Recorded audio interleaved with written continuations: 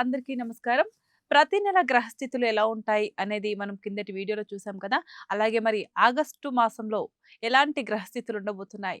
ఎవరి రాశి ఫలాల్లో ఎలాంటి అదృష్టం ఉండబోతుంది? అని తెలియజేయడానికి మనతో పాటు ప్రముఖ జ్యోతిష ఆధ్యాత్మికవేత్త భార్గవి బూదిరాజు గారు మనతో పాటు ఉన్నారు. అమ్మని అడిగి మరిన్ని విషయాలు తెలుసుకుందాం. అమ్మ నమస్కారం. నమస్తే అండి. ఎలా ఉన్నారమ్మా? బావున్నాం. అమ్మ, ఆగస్టు నెలలో రాశి ఫలాలు ఎలా ఉండబోతున్నాయి అసలు? గ్రహస్థితులు ఎవరు? శ్రీ గురుభ్యో నమః. శ్రీమాత్రే నమః. ఆగస్టు నెల 1వ తేదీన చంద్రుడు రాహుతో కలిసి కుంభరాశిలో ఉన్నారు. శనిగారు వక్రించి మీనరాశిలో ఉన్నారు. కుజుడు వృషభ రాశిలో ఉన్నారు. బుధుడు మిథున రాశిలో ఉన్నారు. గురువుగారు ఉచ్చరాశి అయినటువంటి కర్కాటక రాశిలో ఉంటూ రవితో కలిసి ఉన్నారు. ఇక శుక్ర కేతువులిద్దరూ కూడా సింహరాశిలో ఉన్నారు. గ్రహస్థితులు ఈ విధంగా ఉంటూ ఉండగా మాసాంతానికి వెళ్ళేటప్పటికి శుక్రాచార్యుల వారి యొక్క మార్పు జరిగి ఉన్నది. ఇది కన్యా రాశిలోకి వెళ్ళింది. అంటే శుక్రాచార్యుల వారు అక్కడ నీచబడ్డారు. ఓకే. రవి గారు, బుధుడు, కేతువు ముగ్గురు సింహరాశిలో ఉన్నారు. అలాగే ఈ వక్రించిన శని గారితో కలిసి చంద్రుని యొక్క స్థితి మీనరాశిలో ఉంది. ఇక కుజుడు గాని గురువు గాని మారలేదు. గ్రహస్థితులు ఈ విధంగా ఉన్నాయండి. ఓకే. ఆగస్టు నెల అంతా ఇవే గ్రహస్థితులు. ఓకే. సింహరాశిలో మాస ప్రారంభంలో కేతు ఒక్కరే సింహరాశిలో ఉన్నారు.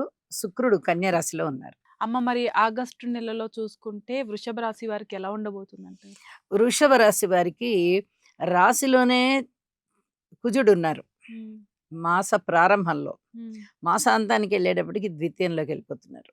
2 విధాలుగాను అంత అనుకూల పరిస్థితులు లేవు. శనిగారు వక్రించి ఉన్నారు. కాకపోతే శనిగారు లాభస్థానంలో ఉన్నారు కాబట్టి ఇది అనుకూలమైన పరిస్థితే. ఈ తృతీయ స్థానంలో రవి ఉన్నారు. దీనివల్ల అన్నదమ్ముల యొక్క సహాయ సహకారాలు ఇలాంటివి బాగుంటాయి.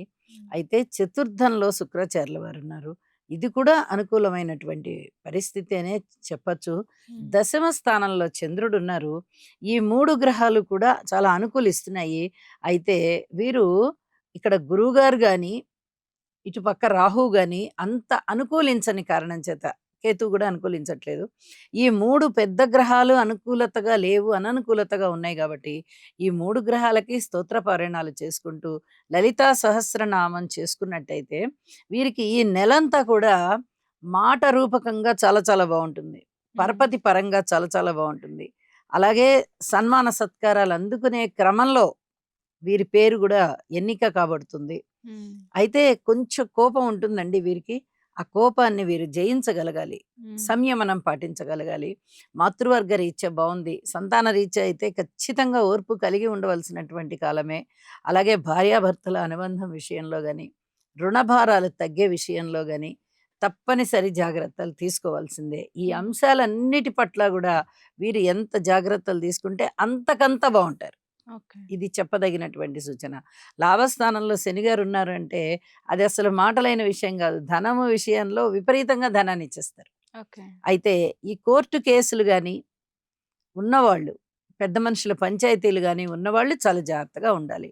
ఈ వీలైనంత వరకు ఈ కేసుల్ని వాయిదా వేసుకోవడం చాలా మంచిది. అమ్మ, మరి వృషభ రాశిలో విద్యార్థులకి గాని లేకపోతే కొత్తగా వ్యాపారాలు స్టార్ట్ చేసుకునే వాళ్ళకి గాని ఎలా ఉండబోతుంది? వృషభ రాశి విద్యార్థులకి కూడా అంతేనండి పరిస్థితి. ఏమంటే రాస్యాధిపతే శుక్రాచార్యులు అవుతున్నారు. వీరు పంచమ స్థానంలో ఉన్నారు. కాబట్టి కొంచెం కష్టపడితే మరిన్ని ఫలితాలు వస్తాయి. అయితే ఇక్కడ మీరు వ్యాపారస్తులకి అని కూడా అడుగుతున్నారు. వ్యాపారానికి సంబంధించిన గ్రహము బుధుడు అవుతున్నారు. ఆ బుధుడు ద్వితీయ స్థానంలో ఉంటున్నారు కాబట్టి వ్యాపారానికి సంబంధించి మంచి ఫలితాలే ఉంటాయి వృషభ రాశి వారికి. కానీ ఇక్కడ సప్తమాధిపతి అయినటువంటి కుజుడు రాశిలోనే ఉంటున్నారు. వాక్కు విషయంలో చాలా జాగ్రత్తగా ఉండాలి. అధికమైనటువంటి శ్రద్ధ తీసుకోవాలి. లేకపోతే కలహాలకి, దుఃఖానికి, కారణమవుతూ ఉంటారు. పబ్లిక్ రిలేషన్స్ కూడా చెడే అవకాశం ఉంది. ఓకే. ఇప్పుడు వ్యాపారం అనంగానే ఓన్లీ ఆదాయం ఒకటే కాదు. పబ్లిక్ రిలేషన్స్ కూడా చాలా బావుంటూ ఉండాలి. ఆ! కాబట్టి సప్తమాన్ని గూడా పరిశీలన చెయ్యాలి. హ్మ్. ఇక్కడ సప్తమాధిపతే రాశిలో ఉన్నారు. అది కుజగ్రహం అవడం కారణం చేత ఆయన కొంచెం ఉగ్ర స్వభావము, చంచల స్వభావం ఉంటున్న కారణం చేత జాగ్రత్తలు పాటించుకుంటూ వెళ్ళాలి. అమ్మ కుటుంబ కలహాలు ఉన్నవాళ్ళు గాని, లేకపోతే కొత్తగా వివాహ బంధంలోకి అడుగు పెట్టాలనుకునే వారు ఎలా ఉంది వాళ్ళకి? సంయమనంతో పాటించుకోవడం మంచిదండి. ఓకే. మనస్సుని దృఢంగా ఉంచుకోవాలి. హ్మ్. ఎందువల్లంటే గురుబలం అనేది ఏమాత్రం లేదు. హ్మ్. రాహు గారి బలం గూడా లేదు. ఇటు కేతు బలం గూడా లేదు. 3 పెద్ద గ్రహాల బలాలు లేవు అంటే అంతగా అనుకూలంగా ఉండవనమాట. అననుకూలంగానే ఉంటాయి.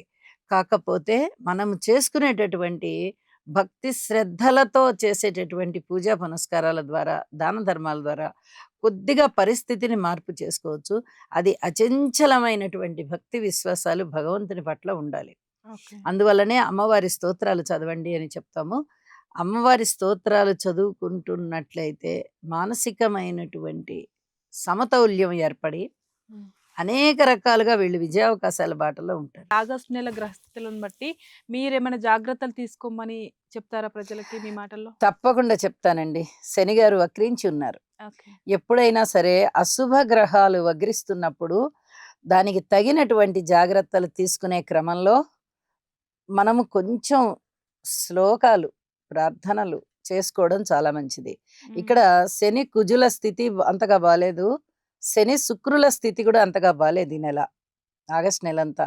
కాబట్టి శని, కుజ, శుక్ర ఈ 3 గ్రహాలకి కూడా చక్కగా స్తోత్రాలు చేసుకుంటూ చిన్నపాటి పరిహారాలు నల్ల నువ్వులు దానం ఇవ్వడము, నల్ల దుస్తులు దానం ఇవ్వడము, శనిగారికి తైలాభిషేకం చేసుకోవడము, శుక్రాచార్యుల వారికి స్తోత్ర పారాయణాలు చేసుకుని కాస్త పరవాన్నం అన్న పరవాన్నం వండి నైవేద్యం పెట్టి భక్తులకి పంచిపెట్టడము, అలాగే వాహనాల మీద వెళ్ళేటప్పుడు జాగ్రత్తలు పాటించడము ఇలాంటివి చేస్తూ ఉన్నట్టయితే వీరికి చాలా బాగుంటుంది. ప్రతి వారికి కూడా బాగుంటుంది. వీరికి అంటే ఇవి చేస్తున్న వారికి ఓకే.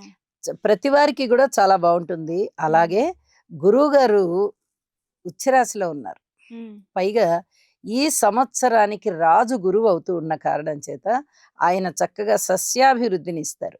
ఓకే. ప్రతి వాళ్ళు ఇంతో అంత దైవభక్తిని కలిగే ఉంటారు. ఓకే. కొందరికి చాలా ఎక్కువగా ఉంటుంది. కొందరికి తక్కువ ఉంటుంది. తక్కువ ఉన్నా ఎక్కువ ఉన్నా భగవంతుని పట్ల భక్తి విశ్వాసాలతో వారు నమ్మిన దేవీ దేవతలకి పూజ చేసుకుంటున్నట్లయితే హ్మ్. ఆ ప్రభావం చేత గురువుగారు అనుగ్రహిస్తారు. ఓకే.